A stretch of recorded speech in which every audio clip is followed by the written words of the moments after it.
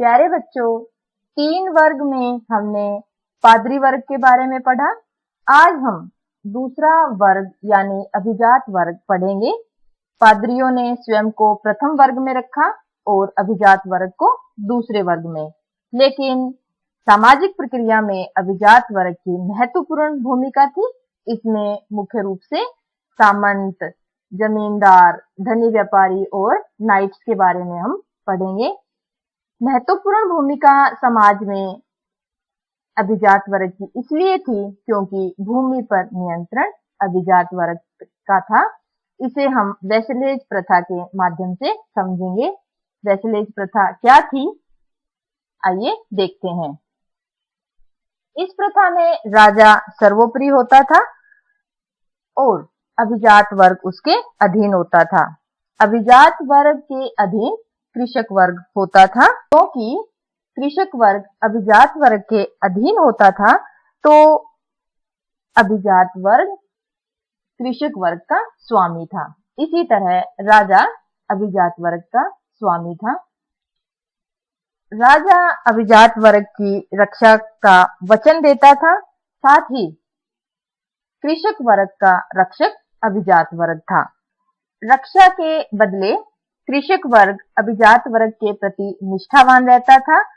ठीक इसी तरह अभिजात वर्ग राजा के प्रति निष्ठावान था। यह आपसी संबंध चर्च में एक बड़े समारोह में बाइबल की शपथ लेकर पूरा किया जाता था। इस समारोह में वैसल या दास को प्रतीक के रूप में लिखित अधिकार पत्र, एक छड़ी या केवल एक मिट्टी का डला दिया जाता था।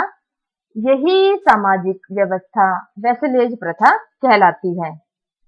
बच्चों, हमने देखा कि मध्यकालीन यूरोप में अभिजात वर्ग एक शक्तिशाली वर्ग था। कैसे था, आइए समझते हैं। बच्चों, अभिजात वर्ग विस्तृत भू क्षेत्रों के स्वामी थे। इसी भू क्षेत्र में उनका घर मेनर कहलाता था। उनके निजी खेत थे, जोत व चरागाहें जहाँ पशुओं के चरने की जगह, और उनके असामी कृषक यानी उनके अधीन जो कृषक थे उनके घर भी थे और खेत भी थे। विस्तृत भू क्षेत्र पर अभिजात वर्ग का स्थायी तौर पर पूर्ण नियंत्रण रहता था और उनके पुत्र इसे उत्तराधिकार के रूप में प्राप्त कर सकते थे। सैन्य क्षमता बढ़ा सकते थे। अभिजात वर्ग, इसे सामंती सेना कहा जाता था।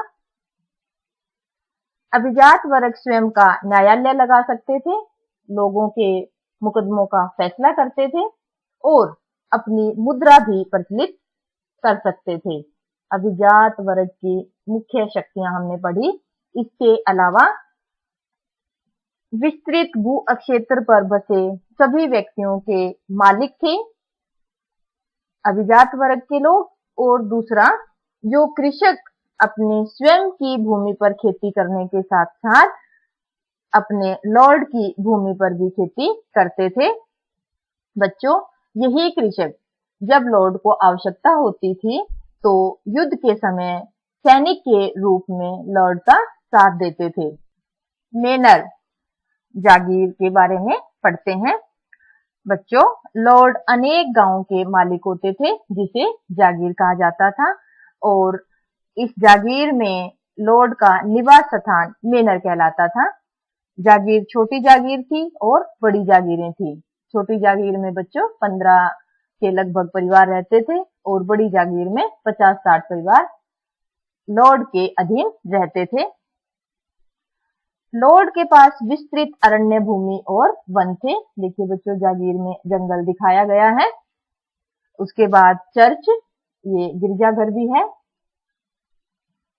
दुर्ग भी थे जागीर में, जो 13वीं सदी तक आते आते दुर्गों को बड़ा बनाया गया, क्योंकि इन दुर्गों में नाइट्स को रखा जाने लगा। नाइट्स कौन थे, इसके बारे में हम आगे पढ़ेंगे। इस जागीर में प्रतिदिन के उपभोग की प्रत्येक वस्तु मिलती थी, जिसमें अनाज है, लोहार, बढ़ई, राजमिस्त्री, वस्त्र, मदिरा इत्यादि। दैनिक उपभोग की सारी वस्तुएं जागीर में ही मिल जाती थी। लेकिन ये जागीर आत्मनिर्भर नहीं थे, क्योंकि कुछ महंगे साजो सामान, विलासिता की वस्तुएं, वाद्य यंत्र या आभूषण खरीदने होते थे, तो ये स्थानीय जगहों पर उपलब्ध नहीं होते थे। ऐसी चीजों को प्राप्त करने के लिए दूसरे स्थानों पर जाना पड़ता था। बच्चों, 12वीं सदी से गायक फ्रांस के मेनरों में वीर राजाओं और नाइट्स की वीरता की कहानियां गीतों के रूप में सुनाते हुए घूमते थे। मेनर भवनों में जब लोग भोजन के लिए इकट्ठा होते थे, तो ये गायक उनका मनोरंजन करते थे। नाइट, हालांकि अभिजात वर्ग में नाइट्स भी हैं, लेकिन इनको अलग क्यों पढ़ रहे हैं, आइए जानते हैं। बच्चों, 9वीं सदी में यूरोप में स्थानीय सत्र पर युद्ध होते रहते थे, और हमने देखा कि जो किसान लॉर्ड की भूमि जोतते थे, वो आवश्यकता होने पर सैनिकों का काम भी करते थे। लेकिन बच्चों, क्योंकि अब निरंतर युद्ध हो रहे थे, तो सैनिकों के रूप में किसानों की बजाय प्रशिक्षित घुड़सवार योद्धाओं की जरूरत महसूस हुई, और इसी से एक नया वर्ग उभरा जिसे नाइट्स कहा जाता है। आइए बच्चों, लॉर्ड और नाइट के संबंधों को जानते हैं। जिस तरह लॉर्ड राजा से संबंध रखता था, उसी तरह नाइट लॉर्ड से संबंधित था।